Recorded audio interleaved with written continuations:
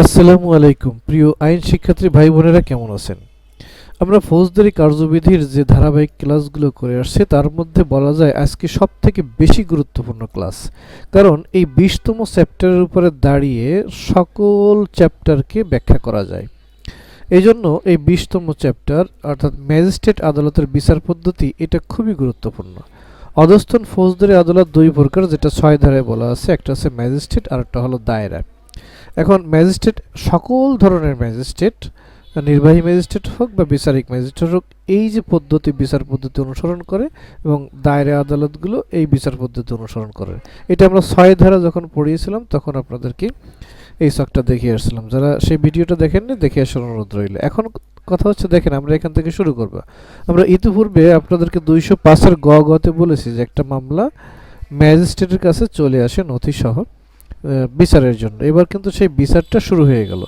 241 ধারায় যেটা বলা আছে যে নিম্নের পদ্ধতিতে ম্যাজিস্ট্রেট বিচার করবেন। আসল বিষয়টা শুরু হয়েছে 241-এর ক থেকে। এখানে বলছে আসামিকে যখন অব্যাহতি হবে, ঠিক আছে? আসামি যখন অব্যাহতি হবে, অর্থাৎ ম্যাজিস্ট্রেট আসামিকে অব্যাহতি দেবেন। কি কি বিষয় দেখে আসামি ম্যাজিস্ট্রেটকে অব্যাহতি দেবেন সেই সব বিষয়গুলো আমরা এখানে দেখব।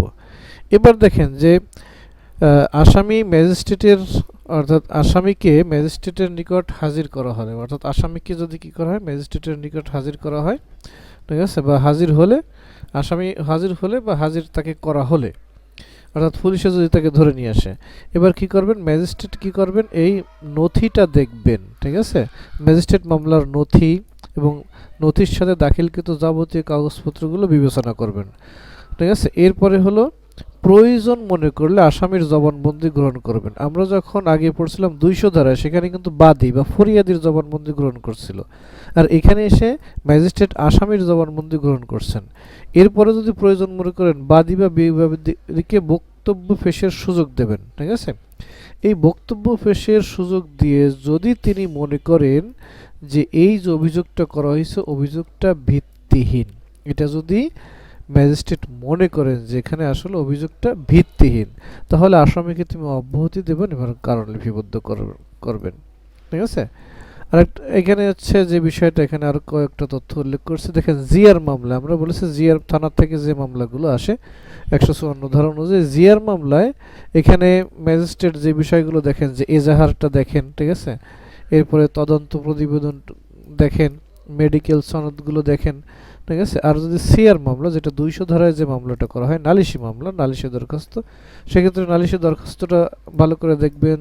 এরপরে হচ্ছে জবানবন্দি দেখবেন, ঠিক আছে? এবং অনুসন্ধান প্রতিবেদন, যা মেডিকেল সনদ, এই সব বিষয়গুলো দেখবেন। এবার দেখবেন প্রাইমা ফাস, ঠিক আছে, কার পক্ষে, এই সব বিষয়গুলো দেখে যদি তিনি নিশ্চিত হন যে এই অভিযোগটা ভিত্তিহীন, তাহলে এই 241-এর ক ধারা অনুযায়ী অব্যাহতি পেয়ে যাবে। দেখেন ঠিক এই ঘটনাগুলো ঘটলে দায়রা আদালতের এই 265-র গতে এই অব্যাহতিটা পাবেন। সব কাহিনীগুলো এক, অর্থাৎ তথ্যগুলো এক। এই জন্য আমি ফাঁকে ফাঁকে এই পাশে এটা রেখেছি, এইটাও আপনাদেরকে দেখাই দেবো। আচ্ছা, তাহলে এই হচ্ছে আসামিকে অব্যাহতি দিয়ে দিচ্ছে, ঠিক আছে, এই সব কাগজপত্র দেখে। আচ্ছা, যদি ম্যাজিস্ট্রেট মনে করেন যে এখানে কোনো কারণ নেই বা অভিযোগ ভিত্তিহীন।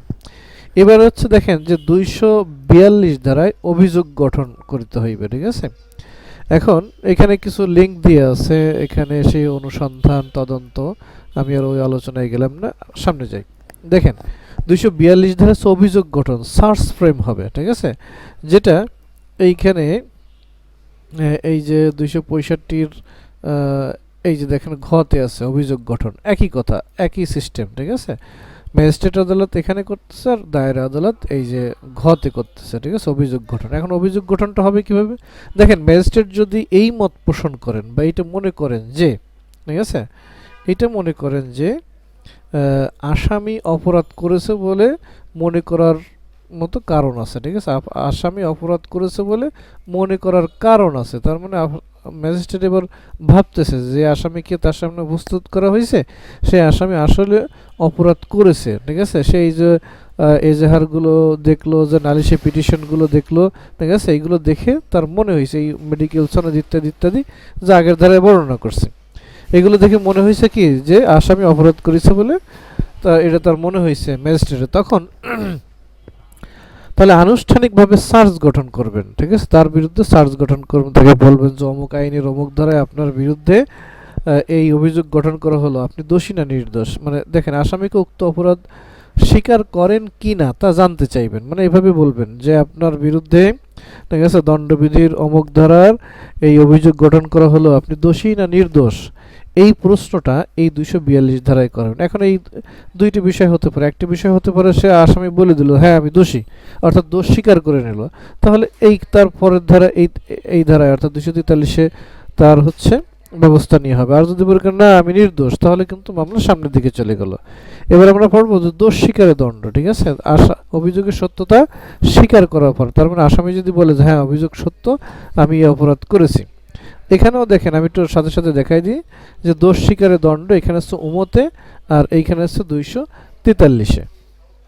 আমি এটাকে একটু এই পাশে নিয়ে আসি, সুবিধা হবে।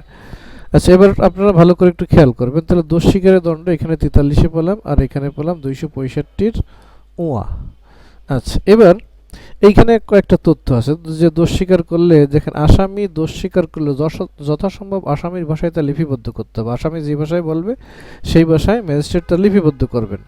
এবার কেন আসামি দণ্ডিত হবে না সেই সম্পর্কে পর্যাপ্ত কারণ না দর্শায়, ঠিক আছে, তাহলে ম্যাজিস্ট্রেট দণ্ড দেবেন। তার মানে যখন সে দোষ স্বীকার করবে তখন তাকে আরও একটা সুযোগ দেবে, যে এবার আপনি বলেন যে আপনি এই অপরাধটা করেছেন, কিন্তু কেন আপনাকে দণ্ড দেওয়া হবে না।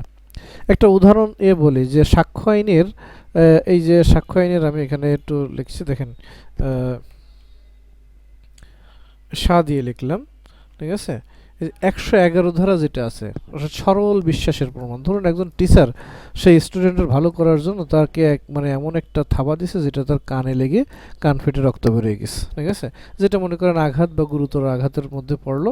এখন এই অভিযোগ করলো স্টুডেন্ট, তখন টিচারকে যদি এই জায়গায় আনা হয়, তো টিচারটা সরাসরি বলে দেবে হ্যাঁ আমি তাকে মারছি, এই ঘটনা সত্য, তখন তাকে বলবে কেন আপনাকে দণ্ডিত করা হবে না, তখন কিন্তু টিচার বলতে পারবে আমার সাথে এই স্টুডেন্টের কোনো জায়গা জমি অন্য কোনো শত্রুতা নেই, আমি দেখছি যে পড়ালেখা করছে না, ঠিক আছে, এ দুষ্টমি করছে, এর ভবিষ্যৎ অন্ধকার হয়ে যাবে। এই যে সরল বিশ্বাসে সে এটা করছে, এইটা যদি সে দেখাতে পারে তখন কিন্তু তাকে আর দণ্ড দেওয়া হবে না, ঠিক আছে। এই 111 ধারা যে সরল বিশ্বাস প্রমাণ, সেই জায়গা থেকে আমি এখানে একটু আপনাদের সাথে মিলাই বলে দিলাম, অর্থাৎ এটা উদাহরণের আকারে। তাহলে এখান ব্যাপারটা কি হলো যে 243 ধারা অভিযোগের সত্যতা স্বীকার বা দোষ স্বীকারে দণ্ড, আর এখানে ছিল উমতে দোষ স্বীকারে দণ্ড। এখন যদি আসামি বলে যে না আমি নির্দোষ, আমি এই দোষ করি নাই, ঠিক আছে, তখন আদালত কোন পদক্ষেপে যাবে। এবার দেখেন যদি এইরূপ হয় যে দোষ স্বীকার না করে, এইরূপ দোষ স্বীকার না করা হলে তখন করার পদ্ধতি, অর্থাৎ পূর্ববর্তী ধারণা অনুযায়ী দোষ স্বীকার না করে তখন কি হবে, এই যে ম্যাজিস্ট্রেট তখন বাদী বিবাদী বাদী বা আসামির, ঠিক আছে, এবং আসামির সাক্ষ্য নেবেন, ঠিক আছে, যুক্তিতর্ক করবেন, ঠিক আছে, এই সব কাজগুলো এখানে করবেন। প্রমাণ হাজির করতে পারবেন, ম্যাজিস্ট্রেট সাক্ষী হাজির হওয়ার বা দলিল দাখিল করার জন্য সমনও দিতে পারেন, এবং সাক্ষীর খরচ, ঠিক আছে, আদালতে জমা দেওয়ার নির্দেশও দিতে পারেন। এই 3টে সাব পয়েন্ট এখানে আছে, অর্থাৎ যাবতীয় কাজগুলো এখানে এই 244 ধারায় বিচারিক কার্যক্রমগুলো শেষ হবে, ঠিক আছে, যুক্তিতর্ক এখানে হবে। এইখানে দেখেন এই যে 244-এ যে কাজগুলো, এইখানে দায়রা আদালতের ক্ষেত্রে এগুলো একটু আলাদা আলাদা করা বলা হয়েছে, থেকে এই পর্যন্ত পর্যন্ত বলতে পারেন, ঠিক আছে। এখানে বলা হয়েছে দেখেন যে বাদী পক্ষের সাক্ষ্য গ্রহণের তারিখ, বাদী পক্ষের সাক্ষ্য গ্রহণের পরে হচ্ছে খালাস, আসামি পক্ষের সাক্ষ্য গ্রহণ আরম্ভ, যুক্তিতর্ক, এরপরে খালাস বা দণ্ড। আর এখানে 244-এর পরেই খালাস বা শাস্তি, অর্থাৎ 244-এ যে ম্যাজিস্ট্রেট যে কার্যক্রমগুলো করেন, এই দায়রা আদালত এই থেকে এই পর্যন্ত সেই এই কাজগুলো করেন, অর্থাৎ এই সব কাজগুলো ম্যাজিস্ট্রেট আদালত এখানে করেন, ঠিক আছে, 244-এর মধ্যে। আশা করি আপনাদের কাছে স্পষ্ট হয়েছে। এখন যখন এই সব কিছু হয়ে গেল, এরপরে যদি সাক্ষীতে বা যুক্তিতর্ক সব দলিল হাজির করার পরে যদি ম্যাজিস্ট্রেট দেখেন না এখানে আসলে অপরাধের প্রমাণ পাওয়া যায়নি, তখন তাকে 245-এ খালাস দেবেন। আর যদি ম্যাজিস্ট্রেট মনে করেন যে এখানে প্রমাণ পাওয়া গেছে যে আসামি অপরাধ করছে, তখন তাকে এই দণ্ড দেবেন। দেখেন এই দণ্ড 265-র এই দেখেন জ এবং ট, এই যে জতে আছে একটা খালাস আর এই টতে আসে খালাস বা দণ্ডের রায়, ঠিক আছে। তাহলে 245 আর তাহলে এইখানে এসে এই জ এবং ট। এবার একটা বিষয় আসে, দেখেন ফরিয়াদির অনুপস্থিতিতে এখন একজন আসামি সে যদি মানে একজন বাদী সে নালিশ করে সে আর আসে না, ফরিয়াদির অনুপস্থিতিতে দেখেন এখন কথা হচ্ছে ফরিয়াদির অনুপস্থিতিতে আসামিকে খালাস দিবেন বা অন্য কোনো তারিখ পর্যন্ত মুলতবি রাখতে পারেন, ঠিক আছে। আর সরকারি কর্মকর্তা যদি হয় সেক্ষেত্রে সে যদি হাজিরা হতে অব্যাহতি পেতে পারে সেই সুযোগটা সে এখানে পাবেন। ফরিয়াদি যদি নালিশ করে অনুপস্থিত থাকে তাহলে সে কি হবে, এই যে আসামি খালাস পেয়ে যাবে, ঠিক আছে। এই বিষয়টা মনে রাখতে হবে, খালাস। এখানে কয়েকটা শব্দ আমি একটু ব্যাখ্যা করব, একটা হচ্ছে খালাস, একটা হচ্ছে অব্যাহতি। দেখেন আচ্ছা, এখন কথা হলো যে দেখেন এইখানে আছে নালিশ প্রত্যাহার, অর্থাৎ আপোষ মীমাংসাও আমরা বলতে পারি। এখন দেখেন যে মামলার চূড়ান্ত আদেশ হওয়ার পূর্বে বাদী বা ফরিয়াদি ম্যাজিস্ট্রেটকে সন্তুষ্ট করাতে পারেন যে তাকে মামলা প্রত্যাহার করার মতো যথেষ্ট কারণ আছে, মানে তার কাছে মামলা প্রত্যাহার করানোর মতো যথেষ্ট কারণ আছে, এইটা ম্যাজিস্ট্রেটকে বোঝাতে হবে। তখনই না ম্যাজিস্ট্রেট এই মামলা প্রত্যাহারের অনুমতি দেবে। তাহলে ম্যাজিস্ট্রেট তাকে মামলা প্রত্যাহারের অনুমতি দেবেন এবং আসামিকে খালাস দেবেন। তার মানে নালিশ প্রত্যাহার করলে কি হচ্ছে, আসামি খালাস পাচ্ছে। আবার ফরিয়াদির অনুপস্থিতিতেও কিন্তু আসামি খালাস পাচ্ছে, এই বিষয়টা মনে রাখতে হবে। আচ্ছা, এবার আরেকটা বিষয় দেখেন, এখানে ছিল নালিশ প্রত্যাহার। আমরা বলেছিলাম যে এইসে 4-1 এইসে নালিশ কমপ্লেন্ট, যেটা 200 ধারায়, ঠিক আছে, নালিশি মামলা। আর এখানে দেখেন ফরিয়াদি না থাকলে কার্যক্রম বন্ধ করিবার ক্ষমতা। দেখেন নালিশি মামলা ব্যতীত অন্যান্য মামলায়, যেখানে নালিশি মামলা অন্যান্য মামলা বলতে জিআর মামলাই আমরা ধরে নিলাম, ঠিক আছে, যেটা পুলিশ কর্তৃক হয়ে আসে, অর্থাৎ সরাসরি বাদী কোর্টে না করে, সেক্ষেত্রে এই যে মেট্রোপলিটন ম্যাজিস্ট্রেট প্রথম শ্রেণীর ম্যাজিস্ট্রেট অথবা জেলা ম্যাজিস্ট্রেটের পূর্ব অনুমতি নিয়ে অপর কোনো ম্যাজিস্ট্রেট মামলার যে কোনো পর্যায়ে, ঠিক আছে, মামলার যে কোনো পর্যায়ে কি করতে পারেন, মামলার যে কোনো পর্যায়ে কারণ লিপিবদ্ধ করে, দেখেন এখানে আছে খালাস, ঠিক আছে, খালাস বা দণ্ডের রায় ঘোষণা না করে কার্যক্রম, এই শব্দটা মনে রাখতে হবে যে কার্যক্রম বন্ধ করে দিতে পারে, অর্থাৎ মামলার কার্যক্রম বন্ধ, ঠিক আছে। সেক্ষেত্রে আসামিকে দেবেন কি, মুক্তি দেবেন, আসামিকে মুক্তি দেবেন। তাহলে এখানে কয়েকটা শব্দ আমরা একটু খেয়াল করবো, একটা হচ্ছে মুক্তি দিচ্ছে, ঠিক আছে, আর একটা হচ্ছে কি খালাস দিচ্ছে, আর একটা হচ্ছে অব্যাহতি দিচ্ছে। এই শব্দগুলো একটু ব্যাখ্যা করে আজকের আলোচনাটা শেষ করব। দেখেন এখানে আর হচ্ছে জিআর মামলায় ম্যাজিস্ট্রেটের কার্যক্রম বন্ধ করে আসামিকে মুক্তি দেন। একটা বিষয় দেখেন যে আসামিকে কিন্তু বিচার না করে যদি তাকে ছেড়ে দেওয়া হয় সেক্ষেত্রে অব্যাহতি হয়, ঠিক আছে। আর আসামি যখন বিচারিক কার্যক্রমের মধ্যে সে ঢুকে যাচ্ছে, ঠিক আছে, তারপরে যদি সে এই মামলা থেকে কোনোভাবে বেরোয় যায় সেটা হচ্ছে খালাস। অর্থাৎ খালাস পেতে গেলে কি হবে, বিচারিক কার্যক্রমের মধ্যে আসতে হবে। আর অব্যাহতি একটা মানে বিচারের কার্যক্রমের মধ্যে পরিপূর্ণ না হয় আর ম্যাজিস্ট্রেট তাকে অব্যাহতি দিতে পারে। এখানে একটা দেখেন আরেকটা লেখছে মুক্তি।